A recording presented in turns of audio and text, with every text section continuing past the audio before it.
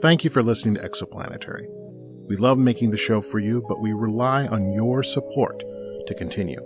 Please consider becoming a monthly patron at patreon.com/exoplanetary.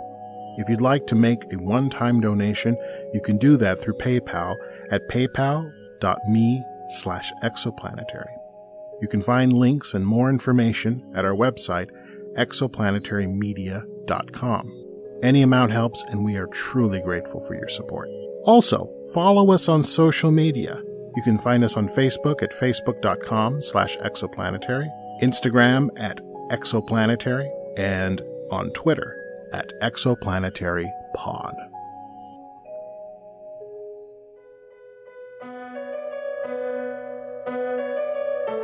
Exoplanetary, the adventures of the spacefaring Wolverton family far in the future. Ben Wolverton, Exoplanetary's leading android-human relations specialist, has taken his mission of creating a safe zone for unwanted or abused androids to a new level. With his android assistant and constant companion Lucy, Ben has secretly been importing androids and artificial intelligences to a theme park owned by Exoplanetary. Here, the mechanical misfits can forge a new destiny.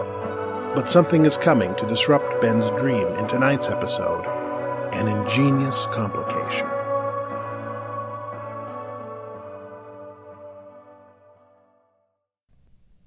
So, tell me, Todd, how do you feel today? I'm good. It's been a productive day. What's a productive day like for you? What's a productive day like? It really depends.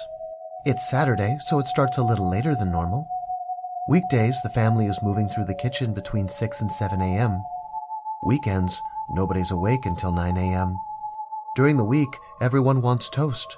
I would go so far as to say that this is a toast family. I'm glad I have 4 slots, because it's not unusual to have 2 or more of the kids in the kitchen at the same time. My nerves can't take the bickering, so if they can go at the same time, it reduces my stress level. Oh, but Mom came home with bagels this morning, so that meant everyone wanted one, even if they already had toast. Weekdays, they're all out of the door by mid-morning. Saturdays, I don't get a moment to myself, because by the time breakfast is done, they're toasting rye bread for their sandwiches. But you get some time alone on weekdays. Take me through that. What's your downtime like? It's pretty sweet, really. I usually read the news. I prefer reading to the broadcast stuff. It's more in-depth, and with a few exceptions, you know you're getting some well-researched perspectives. Then I usually move over to the sink and shake out the old crumb grates. I like having privacy for that. Understandable. After that, there's not a lot of call for me until the next morning. Oh, sometimes after-school snacks, but not every day. Most days, I just wind down the clock chatting with my neighbors on the counter. Todd the coffee maker, Todd the juicer. Did it strike you as interesting that you were all named Todd? It did. We even had a little rhyme. Isn't it odd? We're all named Todd. Not Shakespeare or anything, but it was all we talked about for a while. It led to a number of deep, philosophical, and theological discussions. You read Shakespeare and all that? Well, I didn't start out as a fan, but Todd got me into it. Todd the... Oh, Todd the coffee maker. Sorry, we are all accustomed to it. I can imagine. Todd, would it surprise you to learn that there aren't many sentient toasters out there? Well, I don't really know any other toasters. I have noticed on the rare occasion that I see a toaster mentioned in the news or in literature, nobody seems to ask for their opinion or anything. But then, I've never noticed the family talking to me much at all, other than asking me to hurry up. Well, Todd, it's been great to get to know you. I think we're done here for now. Are you sure I can't get you anything, though? Some toast, maybe? You know, that would be great some other time. Ben, before you go, I was wondering when I was going to be getting back to the kitchen counter. I have a family to serve, and my friends will be concerned about me.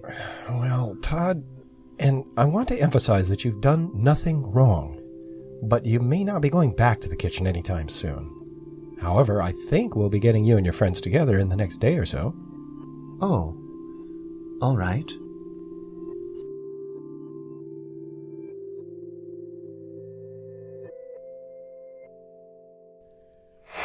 How bad is it, Wolverton? And am I safe from this thing, Ben? To answer your question first, Lucy, the isolation is just a precaution right now. This sentience virus can only run once, and it takes 10 minutes to burn out. Once it finds its way into a home's operating system, the clock is ticking. But I'm not seeing anything to indicate that this malware is still active. Whoever thought that installing sophisticated computers into everything was a smart idea? I don't know, but I've interviewed every appliance in your home, Mr. Thompson. Each and every electrical item you own has achieved sentience and taken on the personality of a male named Todd. Oh, no. You're supposed to run protection software for that. I have mine running all the time. If you had an android like me living with you, she would suddenly be a Todd, just like your toaster in there. And that would be neglectful anthropomorphicide, the killing of an artificial sentience. I was late with a couple of payments. And now you have a house with a little extra personality, or rather several dozen iterations of the same personality. So what happens now? Do we sell them? Sell them? Mr. Thompson, you can't sell a sentient being any more than you could sell one of your children. As difficult as it may be to understand this, you have a moral obligation to look after the well-being of all of the Todds. What? Why? They're nearly useless since that virus hit.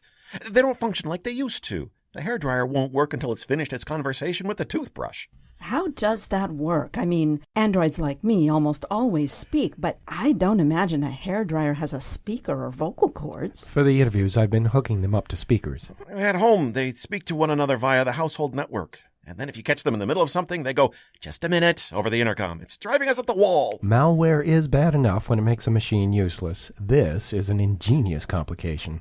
We've seen it a few times, not Todd's particular strain. What do other people do? Live with it, usually. But I've never seen an entire house get taken over. This may be a first. Can't Exoplanetary replace them? That's the thing, Mr. Thompson. When you leased the home from Exoplanetary, you signed a contract obliging you to take responsibility for any sentient beings you create during your residency. Did you read the contract? I did, but I thought that meant children. The language is written that way to protect artificial sentience, Mr. Thompson. You mean protect Exoplanetary from taking responsibility for their smart junk? Well, I didn't create the virus. That's who's responsible. It was Chaturanga or the Curators or one of those other terrorist groups. Perhaps. But these groups and their activities are common knowledge. It was your responsibility to protect yourself, not Exoplanetary's. You mean I have to go back to my wife and kids and tell them that we're just stuck with the flippin' Todds? That there's nothing we can do? Thanks for nothing, Wolverton. It's kind of nice that people can't slam doors anymore, isn't it? Hey, what's the matter? Most of these appliances are maxing out their capacity. They don't really have the memory to run that level of intelligence. They're all going to run out in a matter of days. When that happens... What could we do? To transfer each personality into a larger container. I'd suggest android brains, but Thompson won't agree to be on the hook for that, and I have no way to get my hands on that much hardware. I think the most humane thing to do would be to get them into new forms and find them new homes. Of course, we'll have to ask them what they want to do. It's their lives, after all. There are so many people out there who look at an android or AI and see only a machine. You see us as no different from people. That amazes me that you can be so compassionate. Human beings can be irresponsible. Androids like yourself are programmed to look after humanity. I suppose I just see it as my job to look after you, even if nobody else will. You're all heart.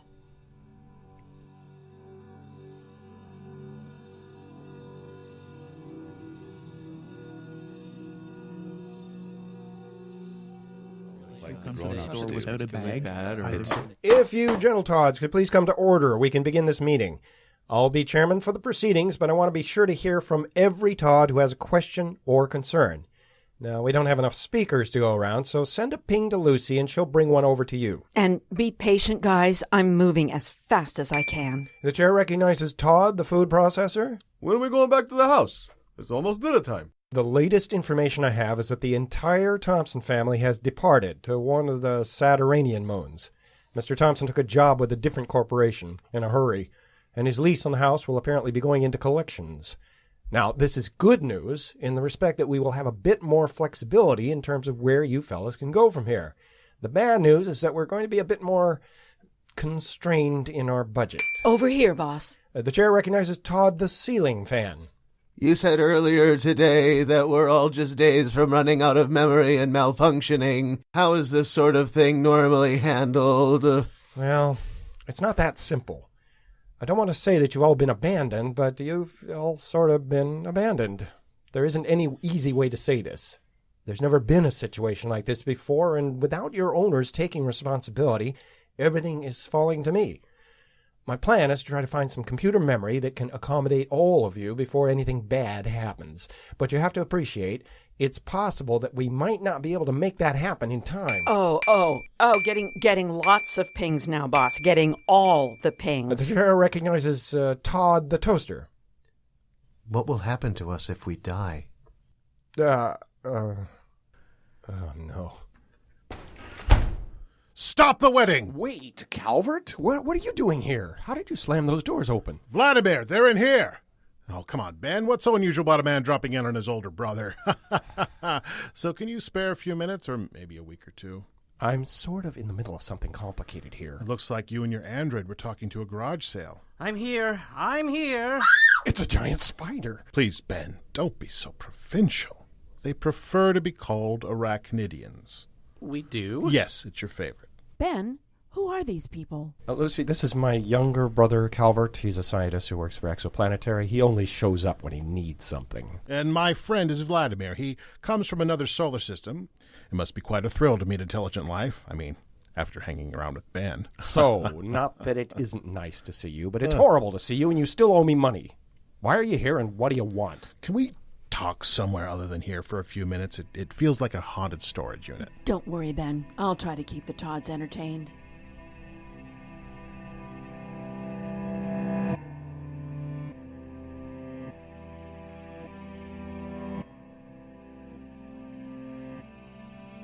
Time travel? Trust me, my friend. Your brother came to my world and liberated me. Sadly, the woman he arrived with is still in custody. A woman? What? You haven't changed. It isn't like that.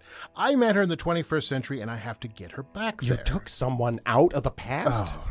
Mama's right. All intelligence and no common sense. Yeah, well, my problem trumps your little menagerie of second-hand store items by a factor of several million. No. I made a promise to these beings. They're sentient and as much people as you or I are, and there is no one else out there who is going to look after their well-being. With respect, my new friend, you're talking about a few dozen gadgets with hopes and dreams. I come from a planet of people who have been taken over by a monster, a creation of your company, forgotten and disregarded and doing untold destruction. We want our hopes and dreams back. See? It isn't all my fault. We need to go back there with weapons, with huge weapons. Damn it, Calvert, I get that you need me, but I have a responsibility. You never understood that, did you? Not just taking responsibility for your actions, but acting responsible and just being part of making this life better for... What are you doing? Well, while you were busy scolding me, I started building something that will help you sort out the Todds. What? Just like that? Yeah. That's the difference between being a glorified social worker for technological misfits and actually knowing something about technology. I have several degrees. I'm an engineer. I'm too busy to give you a standing ovation right now, big brother. I am building the Todds a virtual reality server for them to inhabit until you and I have time to sit down and build them better bodies. Thank you. Yeah. Well, if I write Vladimir a list, will your android be able to help him locate and gather all these items from around the base? Yes, you can just ping the list directly to her. Ping her? But I just met her. Oh, come on. I'll go find her. I meant it, Calvert. I really appreciate it. Huh? Oh, it's nothing. I need your full attention on my problem, not yours. Once I have what I need, it'll only take about 15 minutes. To be honest, I'm not sure why you didn't do this yourself. Because, as you so kindly pointed out, I don't have the know-how to just build something like that out of odds and ends. Just get Exoplanetary to send you a server. Exoplanetary doesn't know what I'm doing. What? What do you mean? I thought you moved to a theme park because you had a mental breakdown. They send me out to fix these problems and give me the leeway to do what I see fit. But they don't know that I'm attempting to rehabilitate and socialize these sentients. It started with Lucy. But in the last few months, I've saved hundreds of sentients and helped them find new lives. But why? Because I can't bring myself to destroy any being who can think and feel. Well, they're sophisticated machines. They feel real because we want them to feel real, but they aren't. They simply aren't. They're just meant to seem real. You know that, right? There are scientists and engineers who feel the same way I do. These sentients need to have their civil rights recognized. Civil rights? Oh, come on, Ben. You have to realize that someone from Exoplanetary, someone who isn't your brother, is going to notice you taking home all these strays. And what do you think will happen next? You'll be fired, that's what. You'll be fired and you'll be out there, space helmet in hand, begging for work on some asteroid and trying desperately to rebuild your life. What if that doesn't matter to me? Then you have some nerve telling me that I don't have any common sense. This isn't just an idea or a theory or an abstract concept. Look. I sympathize. When they created the very first computer that thought and felt, it was a huge success, economically. Socially, it's confusing, because it leads us down an intellectual cul-de-sac humanity's visited before. The divinity of objects. All of the shrines and temples we left behind on Earth and didn't rebuild up here. Why not? Impractical. Relics. Finger bones of saints and high lamas, no more useful than any other corpse.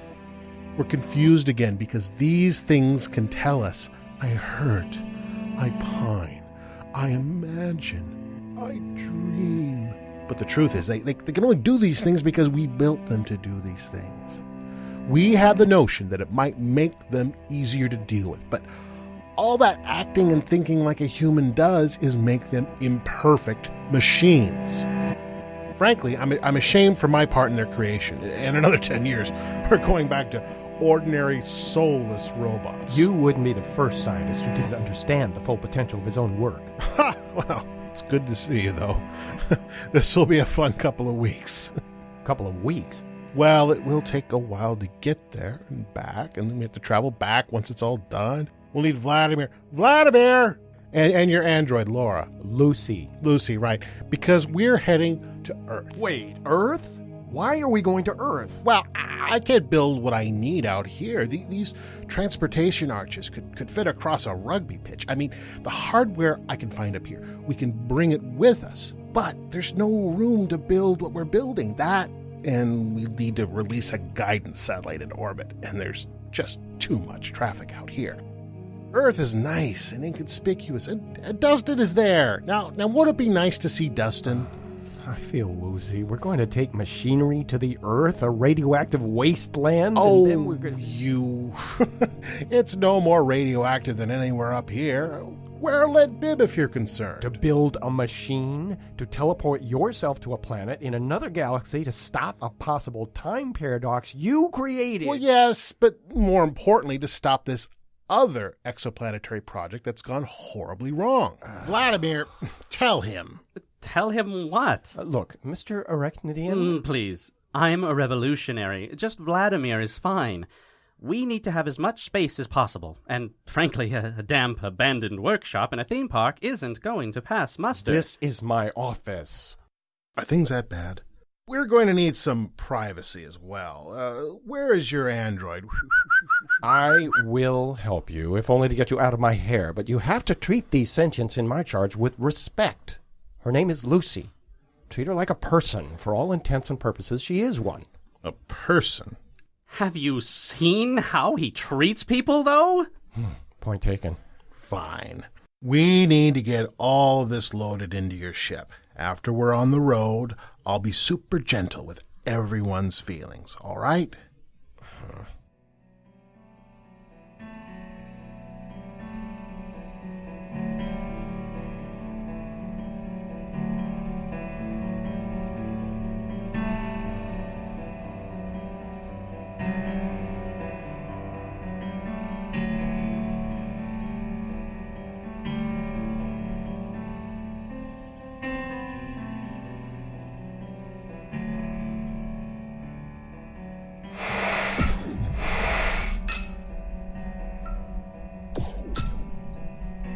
Can I help you with anything? Nearly done, actually.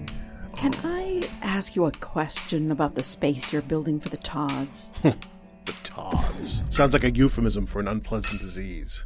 I've got a bad case of the Todds, man. What's it like in there for them? What do you mean? What will they experience? Oh, well, it's just a virtual environment. It's like living in a pleasant memory of childhood, a village on a terraformed world. You know, fresh air, birds, and all that. That might be disorienting for them. I don't think they've seen anything like that. Their old home was sealed up, and they were all indoor appliances. Well, they can stay inside then. There are a number of houses. They can all go into the same cottage and play bridge all day. It's their world. Why are you so hostile? Because I resent being responsible for someone else's happiness. What has Ben told you about our childhood? Nothing. Well, it wasn't a happy one. Lives aren't really happy out here, you know. Families like the one that own these devices, they're sealed up in a tin can on a rock out in space, agoraphobic in the extreme, an environment none of us are built to survive. My mother worked all day. Now, when I tell you that, I'm not exaggerating. She would leave on Monday morning, and we might not see her until Wednesday. We had to look after ourselves, all of us kids. Well, we turned out all right, I suppose, but we're like everyone else stuck out here in these highly controlled environments. We're nuts. And then someone invented an android who could empathize with you crazy humans. Androids who were able to relate to you and help you be seen in the world. Well, it's a good simulation, but I can see the wheels turning in your head, almost literally. You're looking at me with compassion and batting your eyelashes, but the thing you think is a personality, a soul, it's just a very sophisticated operating system. You don't really feel anything. How do you know that? Because I do. I helped build an early prototype. Well, maybe I am only a machine. Maybe I'm just trained to feel things and act like a human. Maybe my soul is an operating system, a program. My question for you is, how is that different from what you have inside of you? What? What do you mean? You're a very selfish man deep down. Sure, you're trying to save the day here, make things right. But who's to say that all of this isn't just the product of years of your own programming? A difficult childhood, yes, a lonely existence, very little positive reinforcement. But all your quirks and unpleasant reactions are just the result of bad input. Those cold little eyes of yours are just an error screen. You can blink and reboot, but you're just running the same junk over and over again. That's why you're unhappy. That's why you're jealous of me. Even if I don't fit your standards of humanity, I'm content. I even think I'm happy most days, and that infuriates you. You're broken and you can't download an update. You're stuck this way.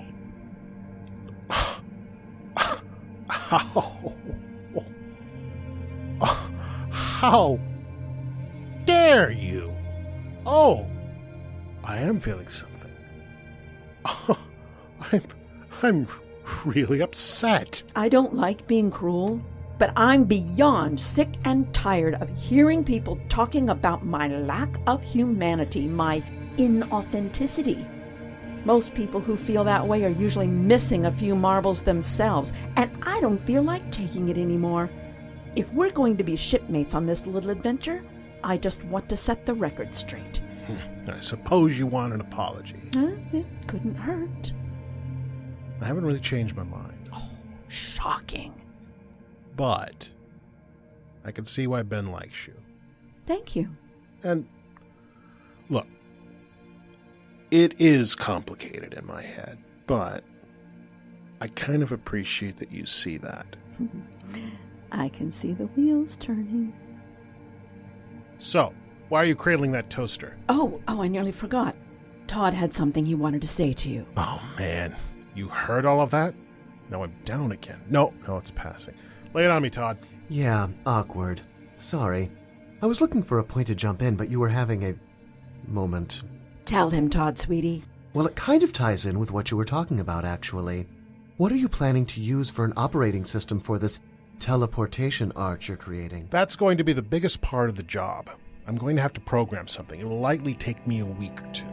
Well, the guys and I were talking, and frankly, we all want to be of some help.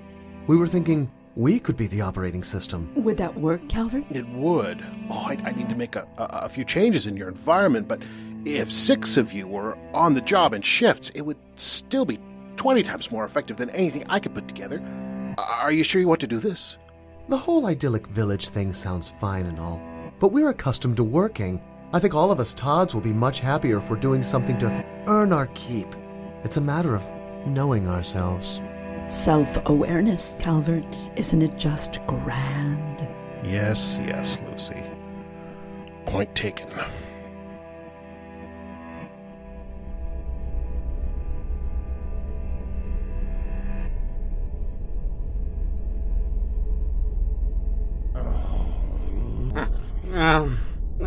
Are we lost again? No, just wonder if I'm ever going to outgrow this sort of antagonistic relationship with my brother.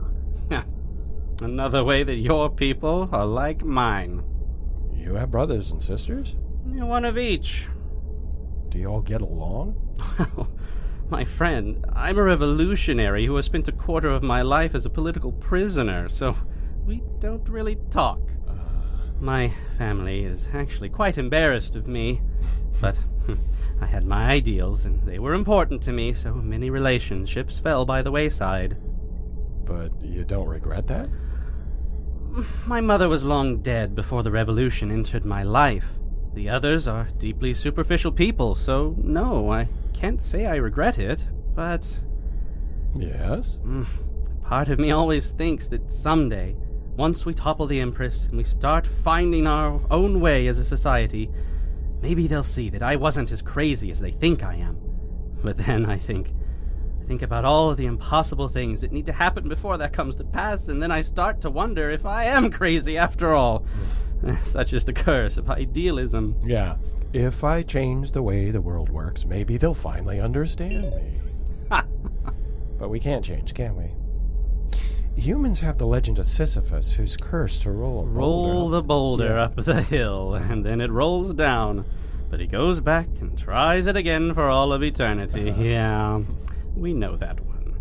Our Empress suppressed our culture and replaced it with yours. Oh, sorry. But once you start with that boulder, it's impossible to give it up. Is it addiction? Is it habit? No, it's just a preoccupying madness. In the end, maybe Sisyphus is happy? Hi there. Hi. I think I will stretch my legs. Let me know if you need me.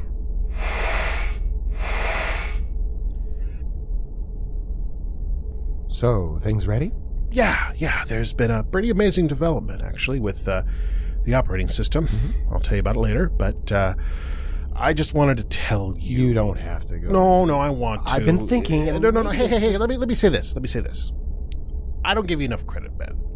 You're a compassionate guy with beliefs. I've never believed in things, at least not like that. So it's hard for me to see things your way. We're very different people, but that doesn't mean I don't respect you. Really? Well, respect is usually mutual. Oh, sure. It has to be. So? Do I respect you? Well, absolutely. Glad to hear it. Enough to pay me back my money? You know, let's revisit that after this is all over. I'll have to call my personal banker. It's fine. So, when I was in the 21st century, I learned about a thing called hugging it out. Should we hug it out, bro? Would hugging make this conversation less awkward? Goodness, no. I'll settle for you steering the ship for a while. Deal.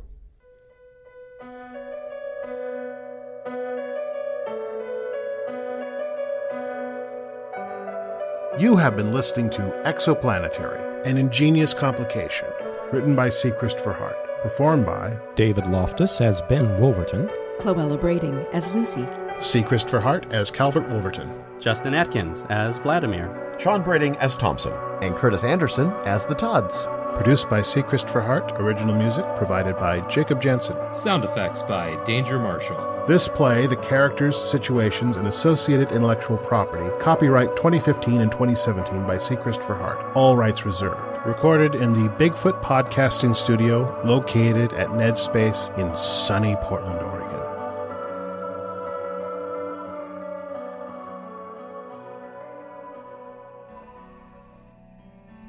We just wanted to take a moment to thank our patrons, and Furiel and Alicia have decided to join me for this. Hello. First off, I want to thank Justin Olson, Rhiannon Devlin, Dennis McCrandle, Taza McDoom, Pete Moonster, Darcy Hogan, Christy Smith. I know Christy Smith. Who is it? She's Trevor's aunt. Oh. She's so great. Yeah. Thanks, Hi, Christy. Oh, and Sherry. Sherry. I'm sorry, Sherry. I don't. Sherry. Sherry Goldstein. And Janine Lane. Danger Marshall. I know him.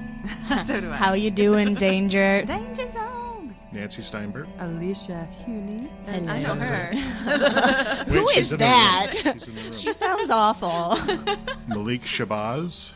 Nick DeCatch. Rebecca Thomas Maurer. Maurer. Maurer. Rebecca Thomas Maurer. Rebecca, ask your husband how he pronounces his last name. Yes, please. And then Get give back us to a lesson. Yes.